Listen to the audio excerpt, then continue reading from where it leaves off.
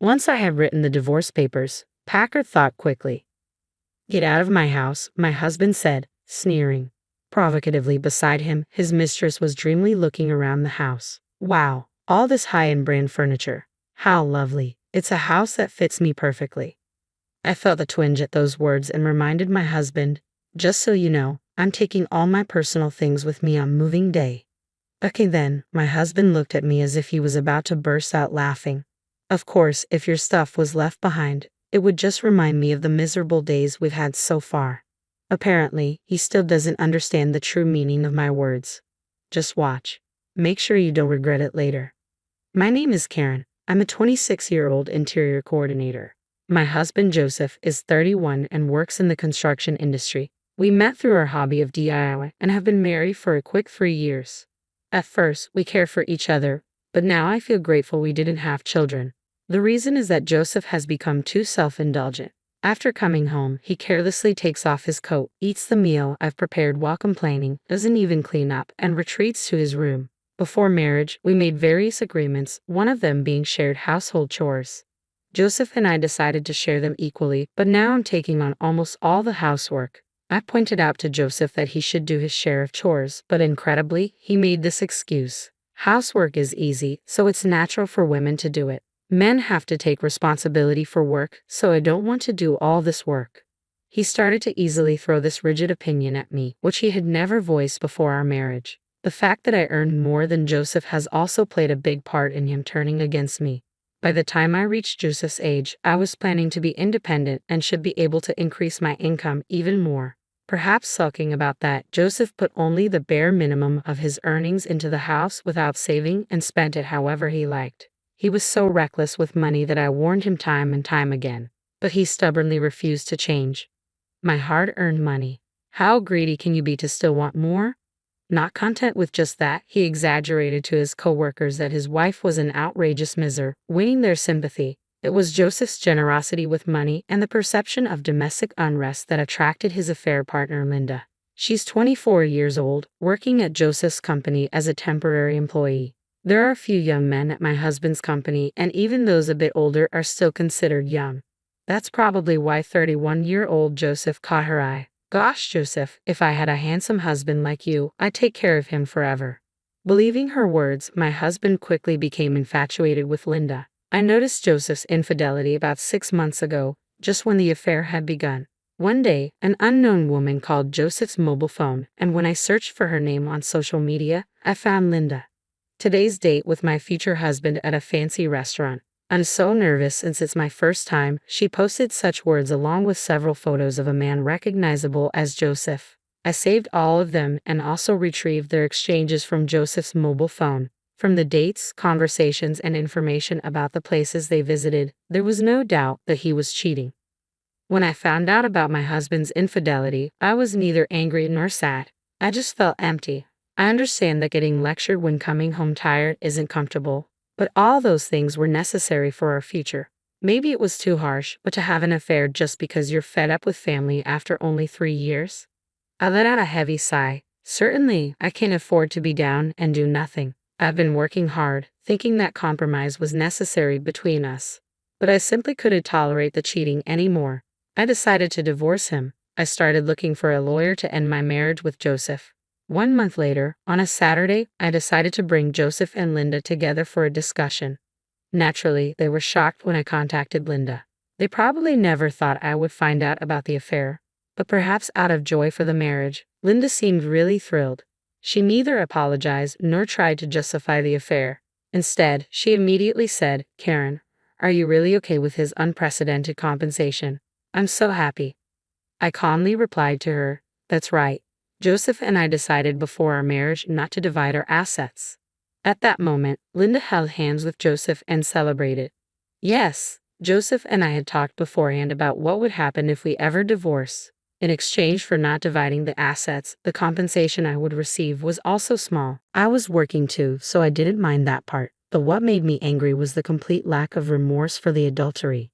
How wonderful to live in such a stylish house filled with high-end brands.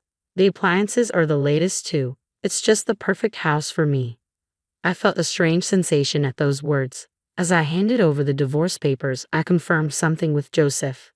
Even during our marriage, there's no division of the things I bought. I'm taking all my personal belongings with me. You do understand that, right, Joseph? Seemingly not understanding what I meant, Joseph paused for a moment and then spoke. It's obvious your plain clothes and bags wouldn't suit young Linda anyway. I have to buy her better things. If I leave your belongings here, they'll just be a reminder of the painful days we had together. It seemed he misunderstood, thinking I was talking about personal belongings like clothing. It was easier to let him continue thinking that than to start a fight. Tomorrow the movers will take everything, so be prepared. The two of them were already ignoring what I was saying, looking around the house's interior.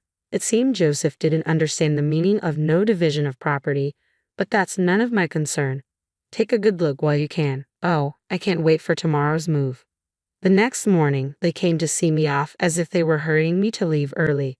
Ignoring them, I waited for the moving company's arrival. Then, right on time, a large truck arrived. The workers energetically called out to me, "Thank you for choosing us today. We have another truck waiting nearby, so please don't worry." Linda, with a clouded expression, hesitated as she approached me. "Do you have that many personal belongings?" I held back a laugh and barely managed to answer. "The house itself belongs to Joseph, but all the appliances and furniture are mine. That's why I said there will be no division of property, remember?" Hearing that, Joseph rushed to me, his face turning bright red. "All the furniture and appliances are mine. They've been in this house for 3 years. Just take your stuff and get out quickly." I had reached my limit and finally burst out laughing. I had a feeling, but he really didn't understand what no division of property meant. And just because it's been in the house for a few years, it's his? You must be joking. "Hey, you're not really planning to take everything, are you?" Perhaps panicked by my attitude, Joseph lowered his voice to check with me. Meanwhile, the movers were steadily continuing to transport the furniture.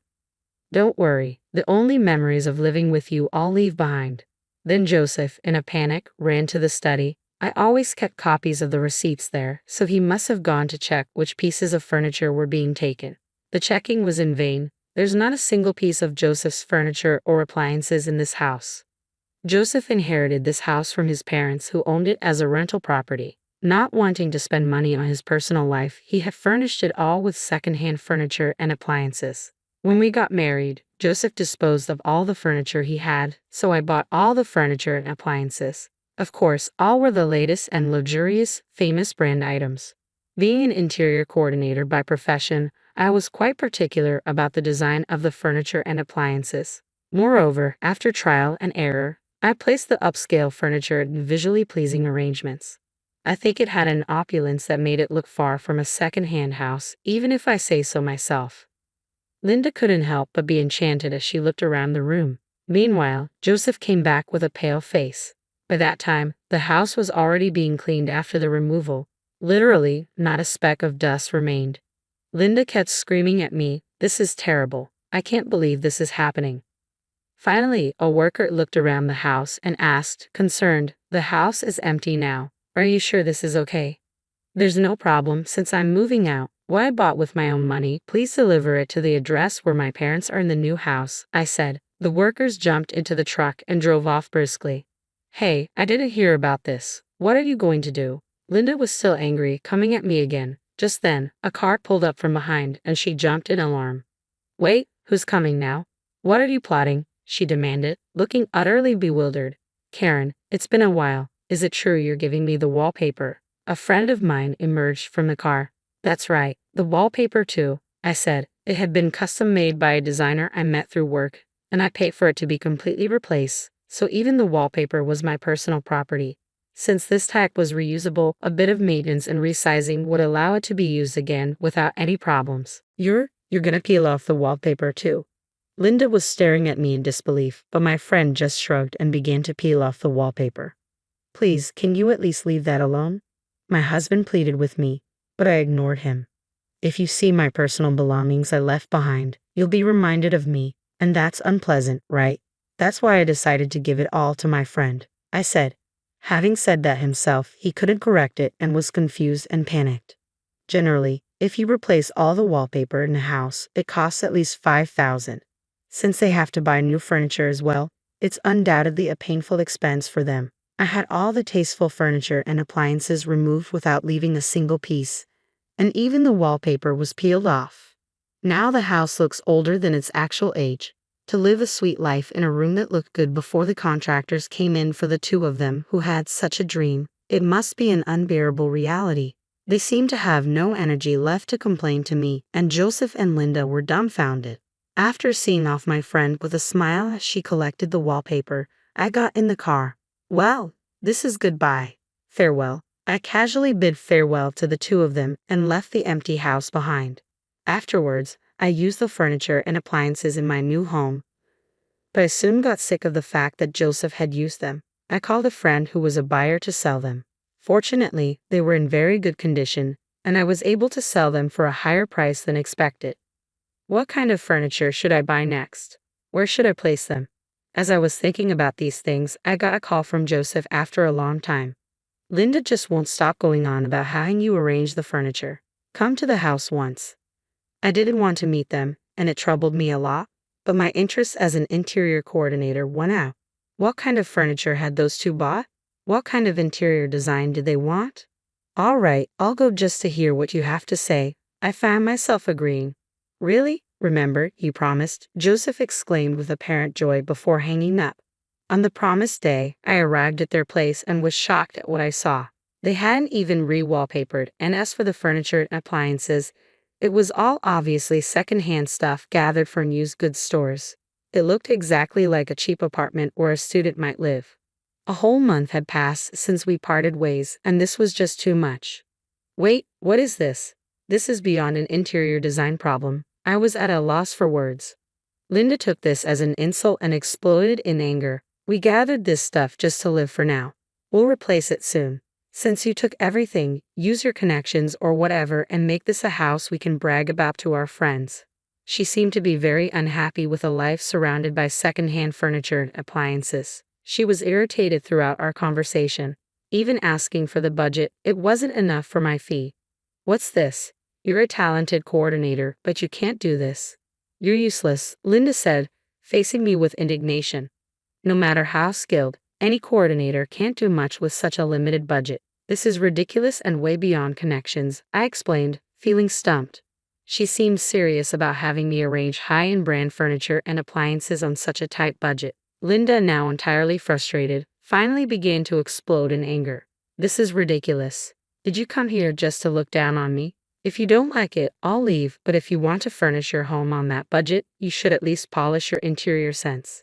You really are making fun of me, but just because you have a slightly fashionable job, don't get so overconfident. Hey, stop it. Joseph tried to calm Linda down with a weary look on his face. Joseph, say something to her, Linda demanded. Just stop it, both of you. Linda, please be quiet. I'm sorry for the noise. After everything, I had to marry Linda. But as you can see, she's angry all the time, and it's tough every day, Joseph said, his voice weary. Apparently, after I left, they had a big fight in the now empty house. Linda had already quit her job to get married and hadn't reported the marriage to her parents, so she had nowhere to go. Joseph confessed that he married Linda solely out of compromise so she would take care of the housework. But such a marriage was bound to fail, and thus he had given up so soon. Please, Karen, help me fix our relationship again, begged Joseph.